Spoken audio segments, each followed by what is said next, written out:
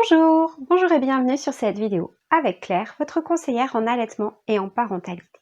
J'avais envie aujourd'hui de partager avec vous un certain nombre de réflexions sur ce que c'est que devenir propre. Comment accompagner votre bébé pour passer des couches au pot.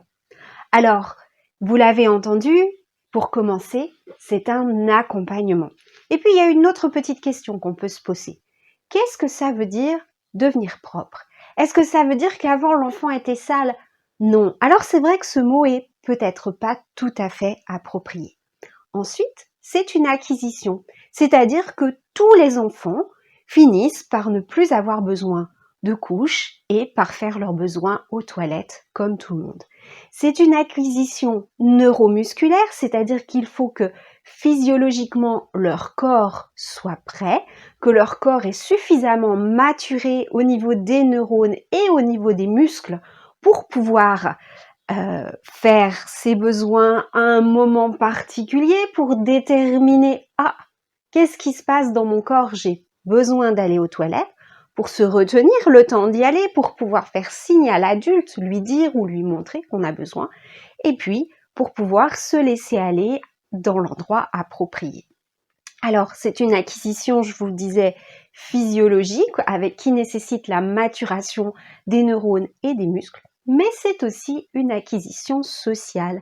C'est-à-dire que c'est parce que les enfants vont voir les grands aller aux toilettes qu'ils vont avoir l'envie, le besoin, l'idée de faire comme les grands. Et c'est parce qu'ils vont essayer, parce que vous allez mettre des mots sur ce qu'ils font et ce qu'ils ressentent, que toutes les connexions vont bien se mettre en place.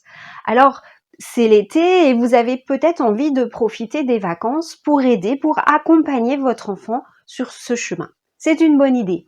L'été, c'est plus facile. C'est plus facile parce que il fait moins chaud et pas comme moi aujourd'hui, on n'est pas forcément obligé d'être beaucoup habillé. Pour les filles, une petite robe et rien d'autre, ça peut rendre service. Pour les garçons, juste un petit short qu'on pourra enlever rapidement. C'est aussi le bon moment parce que vous, parents, comme vous êtes en vacances, vous êtes plus détendus, moins stressés, vous avez un petit peu plus de temps et vous allez pouvoir observer votre enfant et prendre le temps d'avancer à son rythme, pas à pas. Alors, vous avez peut-être aussi une petite pression, on vous a certainement dit que pour aller à l'école maternelle, il fallait être propre. Pas de panique, tout va bien se passer, cette fameuse maturation neuromusculaire dont on parlait, eh bien, elle s'installe entre 18 mois et 3 ans et demi. Chacun son rythme, on ne peut pas tout faire en même temps. Votre enfant apprend à marcher, votre enfant apprend à parler, votre enfant apprend une multitude de choses. Eh bien, il va évoluer à son rythme, il va faire certaines choses plus tôt que d'autres, d'autres plus tard que d'autres, en tout cas, les unes après les autres. On ne peut pas tout faire en même temps. Donc, voilà pourquoi l'été, c'est plutôt une bonne idée. Parce qu'il fait bon, parce que vous êtes disponible et peut-être parce que vous avez la rentrée qui attend. Alors, qu'est-ce qui va vous dire, qu'est-ce qui va vous permettre de vous dire c'est le bon moment là, il faut y aller, il faut proposer à mon enfant de commencer à découvrir ce fameux pot.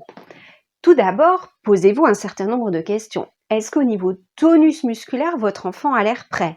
Est-ce qu'il tient assis? Bien sûr, il faut tenir assis sur le pot, il faut se sentir stable et bien installé pour pouvoir se laisser aller. Est-ce que votre enfant arrive à monter les marches d'escalier comme un adulte?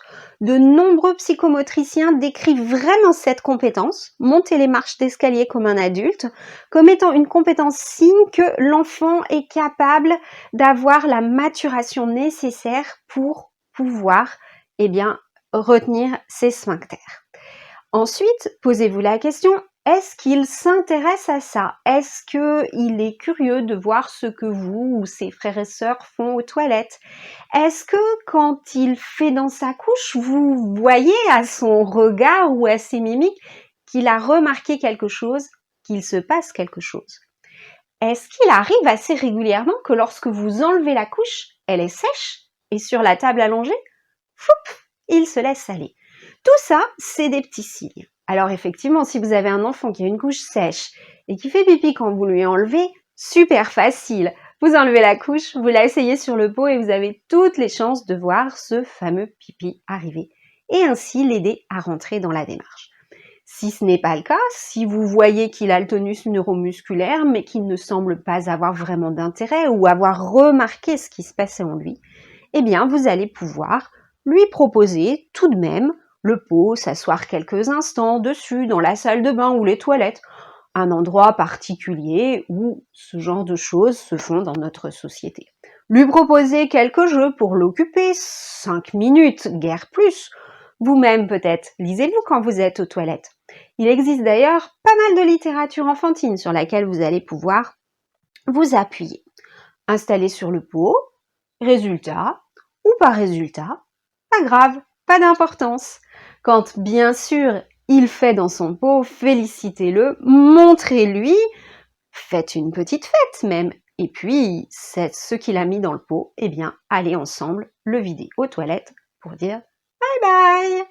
Voilà un petit peu tous les trucs que vous allez pouvoir utiliser. Bien sûr, si vous avez le courage de laisser votre enfant sans couche et de pouvoir peut-être affronter quelques petits accidents dans la maison, ça va lui permettre de prendre conscience de ce qui se passe dans son corps et vous allez pouvoir mettre des mots.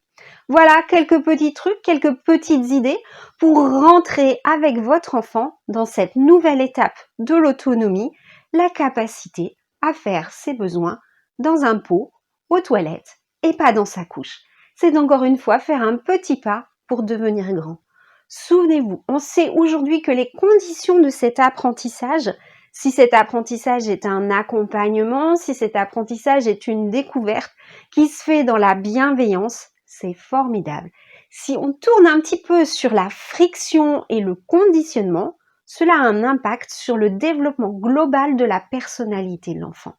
Alors, allez-y zen, allez-y détendu, ça va bien se passer.